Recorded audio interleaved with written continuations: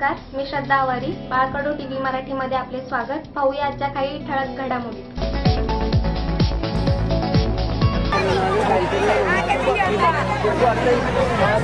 ठाणे जिल्ह्यातील पहिल्या घोटळीच्या जत्रेला सबिना उत्साहात संपन्न.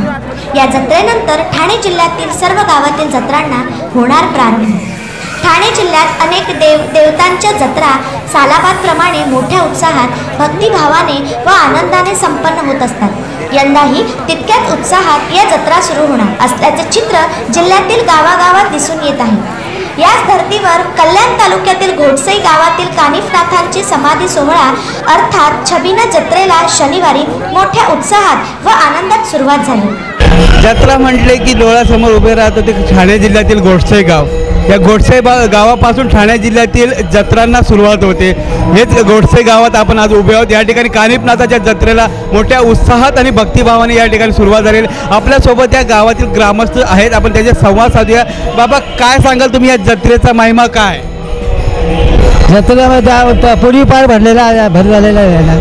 कोणाची जत्रा आहे? हा, एक कानिफनाथ. काय याच्या मागची संकल्पना काय? संकल्पना ती पूर्वी परंपरेची पासून आहे. या ठिकाणी सांगितलं पूर्वी परंपरेपासून ही चालत आलेली जत्रा आहे.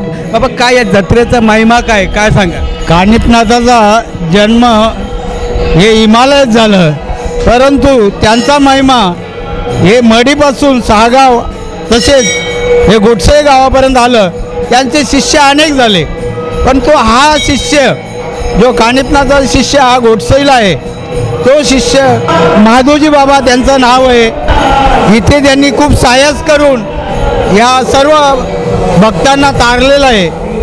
इथं जिवंत समाधी आहे, या लोकांच्या जिवंत समाधी आहे. तसंच खाली शेतामध्ये 2 जिवंत समाधी आहेत, त्यासुद्धा यांनी उद्धार केलेला आहे यांचा पण, या माधोजी बाबांनी. परंतु हे जे कानिफनाथाचे शिष्य आहेत ते कानिफनाथ संप्रदायाचे होते, परंतु वारकरी संप्रदायाला ज्ञानेश्वर महाराजांनी तिथून सुरुवात केली आणि हे संप्रदाय आणखी जोरात चालू झालं आहे वारकरी संप्रदायामध्ये. त्याचप्रमाणे पालखी सोहळा, वारकरी संप्रदायाचे भजनं सतत चालू असतात. किती दिवस चालते ही यात्रा? ही यात्रा 2 दिवस होते. काय काय कार्यक्रमाचं आयोजन असतं? कार्यक्रम फक्त आता पालखी सोहळा, सकाळी कुस्ती असतात आणि संध्याकाळी. या ठिकाणी त्यांचं म्हणणं आहे का हे जे कानिफनाथांचं शिष्य, कानिफनाथांच्या शिष्यांची शिष्य परंपरा मोठी आहे आणि त्या शिष्य परंपरेनुसार हे जे कानिफनाथांचे महाजी बाबा जे शिष्य होते त्यांची या ठिकाणी जिवंत समाधी आहेत. अजूनही काही ग्रामस्थ आपल्यासोबत, आपण त्यांच्या संवाद साधूया. काय सांगाल तुम्ही या जत्रेसंदर्भात? तुम्ही किती वर्षापासून या जत्रेत सहभागी होतात आणि या जत्रेचा महिमा काय? या जत्रेचा महिमा असा आहे की कविनारायण श्री नवनारायण नवनाथांना जन्म घ्यायला सांगितला. जन्म घेतल्यानंतर त्यांनी प्रत्येक नाथाचं 84 सिद्ध केले. त्यांना प्रत्येक ठिकाणी जायला सांगितले. तर ठाणे जिल्ह्यामध्ये 7 सिद्ध आलेले आहेत. ह्याच्यापैकी कानिफनाथ हे सागावला मडी समाधी आहे त्यांची. कानिफनाथाचे माईंबा शिष्य आहेत ते. त्यांचा शिष्य कमलनाथ ते इकडे आहे गोष्टीला.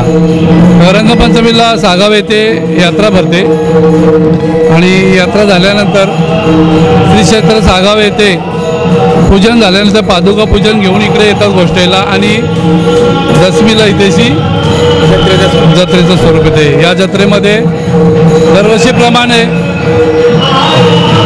मनोरंजनाची साधनं वगैरे, रात्री 12 वाजता छबिना निघतो. छबिना निघाल्यानंतर सकाळी छबिनाची सांगता होते. सांगता झाल्यानंतर सकाळी कुस्त्याचा कार्यक्रम असतो. कुस्त्यांचा कार्यक्रम झाल्यानंतर सालाबादप्रमाणे ताईत भरणीचा कार्यक्रम होतो. ताईत भरणीचा कार्यक्रम झाल्यानंतर यात्रेची सांगता होते. नक्कीच ही परंपरा पूर्वीपासून चालत आलेली परंपरा आणि या परंपरेचा हा जो काय महिमा आहे, ठाणे जिल्ह्यातील ही सर्वात मोठी जत्रा आणि या जत्रेच्या नंतरच ठाणे जिल्ह्यातील इतर गावातील जत्रेला सुरुवात होत असल्याचा इथं महिमा आहे. पंचमीला पंचमीला या सागाव येथे या गावातून पालखी काठी सागावला जत्रेला जाते आणि तिकडनं सागावनंतर दशमी इथं आल्यानंतर दशमीला या ठिकाणी यात्रा भरते आणि यात्रेनंतर 2 दिवसाची यात्रा असते। दुसऱ्या दिवशी या ठिकाणी कुस्त्यांच्या जंगी सामन्यानंतर रात्री 12 वाजता या ठिकाणी पालखी संपूर्ण गावात फिरवली जाते आणि त्या पालखीमध्ये अनेक कार्यक्रमांचे आयोजन, भजनं होतात, हरिपाठ अशा विविध सांस्कृतिक आणि धार्मिक कार्यक्रमांचे या ठिकाणी आयोजन केलेलं असतं।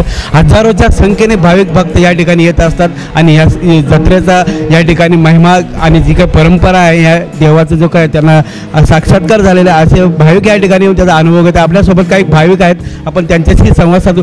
काय सांगाल तुम्ही किती वर्षापासून या ठिकाणी येतात, तुम्हाला काय अनुभव आले?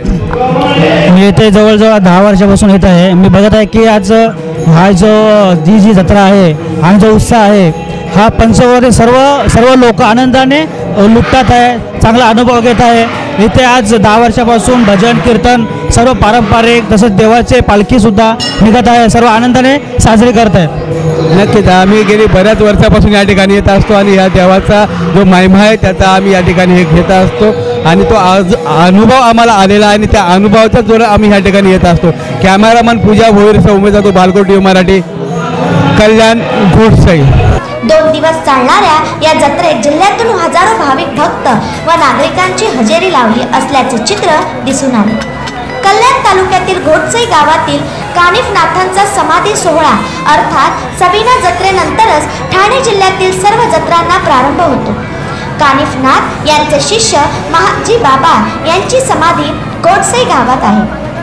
त्यांच्या समाधी सोहळ्याच्या निमित्ताने दशमीला म्हणजे शनिवारी जत्रा भरली गेली आणि दुसऱ्या दिवशी एकादशीला कुस्तीचे जंगी सामने भरविले गेले होते।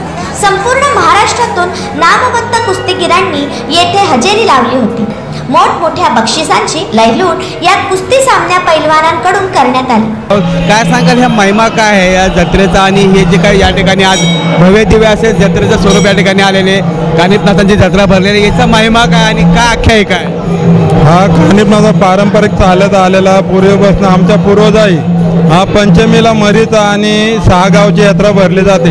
पंचमीची ती यात्रा भरल्यानंतर दशमीची गोटसे या ठिकाणी भरले जाते। ही परंपरा चालली जाते पूर्ण आमच्या या गावातून। ही पालखी पाठीमागे गावाच्या पाठीमागे 2 मंदिर जिवंत समाधी आहेत, त्या समाधीपर्यंत घेतली जाते आणि नंतर तिथून पूर्ण गावामध्ये मिरवली जाते ही पालखी। हा पारंपरिक चाललेला या गावाचा एक वैशिष्ट्य आहे। तर पूर्वीपासून सर्व या पंचकृषीमध्ये कल्याण तालुक्यामध्ये सर्वात मोठी जी यात्रा असेल तर या कानिफनाथाच्या नावामध्ये या दशमीला भरली जाते। ही पारंपरिक चाललेलं आहे आणि तसंच पूर्ण इथून चाऱ्या साईडने पूर्ण 4 गावातून पब्लिक आली जाते आणि दुसऱ्या दिवशी इथं सालाबादप्रमाणे ह्या गोटसे गावामध्ये कानिफनाथाच्या यात्रेनिमित्ताने कुस्त्या भरवल्या जातात, जंगी कुस्तीचे सामने केले जातात। नक्कीच या यात्रेला ठाणे जिल्ह्यातील शहापूर, मुरबाड, अंबरनाथ, बदलापूर आणि लगतचे जे काही ह्या ठिकाणचे उपनगरे आहेत किंवा शहर आहेत त्या शहरातून भाविक भक्त या ठिकाणी यात्रेला येतात। हजारोच्या संख्येने भाविक या ठिकाणी येतात आणि ह्या ठिकाणी दुसऱ्या दिवशी होणाऱ्या कुस्तीसाठी महाराष्ट्रातील पैलवान या ठिकाणी हजेरी लावून या ठिकाणी या यात्रेचा उत्साह वाढवत असतात। होळी पौर्णिमेला देवांच्या काठीचे घोटसई येथील कानिफनाथ मंदिरात पूजन करून पंचमीला ही काठी घेऊन शेकडो भाविक भक्त व पंचक्रोशीतील ग्रामस्थ भिवंडी तालुक्यातील सागाव येथे जिथे कानिफनाथ यांच्या शिष्याची समाधी आहे तेथे जातात। त्यानंतर ती काठी पुन्हा घोटसई येथे आणतात। दशमीला घोटसई गावात मोठ्या उत्साहात जत्रेचे आयोजन केले जाते। गेली अनेक वर्षापासून ही परंपरा चालत आली आहे। शनिवारी रात्री 12 वाजता घोटसई गावातून या देवाच्या काठीची भव्य पालखी मिरवणूक काढण्यात आली। या दिवशी गावात मंदिरासमोर हरिपाठ, कीर्तन, भजन, संगीत, डबलबारी भजने असे विविध धार्मिक कार्यक्रम आयोजित करण्यात आले होते। रविवारी एकादशीला कुस्तीचे सामने आणि इतर अनेक विविध कार्यक्रमांचे आयोजनामुळे या जत्रेस शहापूर, मुरबाड, अंबरनाथ, बदलापूर, कल्याण, भिवंडी आणि उल्हासनगर येथील 50,000च्या वर भाविक व नागरिकांनी लावली हजेरी। यामुळे या गावात मोठ्या प्रमाणावर गर्दी दिसून आली। यावेळी विविध खेळ, आकाश पाळणे, मौत का कुवा, खेळण्याची, मिठाईची दुकाने असे अनेक खेळ खेळण्यासाठी व वस्तू खरेदीसाठी मोठ्या प्रमाणावर महिला व पुरुष, तरुण तरुणी यांनी गर्दी केली होती। कुठल्याही प्रकारचा अनुचित प्रकार घडू नये याकरिता टिटवाळा पोलीस ठाण्याच्या वतीने चोख बंदोबस्त ठेवण्यात आला होता। या जत्रेनंतर जिल्ह्यातील ग्रामीण भागात अनेक जिल्ह्यातील जत्रांना प्रारंभ होत असतो। महाराज काय सांगाल, काय सागावचा महिमा काय? सागाव हे कानिपनाथाचं मेन स्थान आहे। आपले एकूण 18 समाधी आहेत, जसं गोष्टई, मस्कल, सरळगाव, मुळगाव वगैरे पायधुनी वगैरे तिकडे वाडा, जव्हार, विक्रमगड वगैरे आहेत। त्याच्यानंतर तिकडे तलासरी, उंबरगावपर्यंत असे एकूण 18 समाधी आहेत। या 18 समाध्यांचा मेन स्थान सागाव आहे। त्यांचं गुरुवरचे स्थान ते सागाव आहे। म्हणजे आपल्या ठाणे जिल्ह्यात एकूण 18 समाधी आहेत। त्या 18 समाध्यांचं आम्ही जागृती करण्याचा प्रयत्न चालू आहेत आतापर्यंत। जे मंदिरं आहेत जी जशी गोष्टीसारखी ठिकाणी आहेत अशी मंदिर आम्ही बांधण्याची तयारीत आहेत। आणि अजून जर तुमच्यासारखं सहकार्य जर असलं आम्हाला तर आम्ही नक्कीच अजून त्यावर भर पाडून आम्ही बांधण्यात प्रयत्नात आहेत।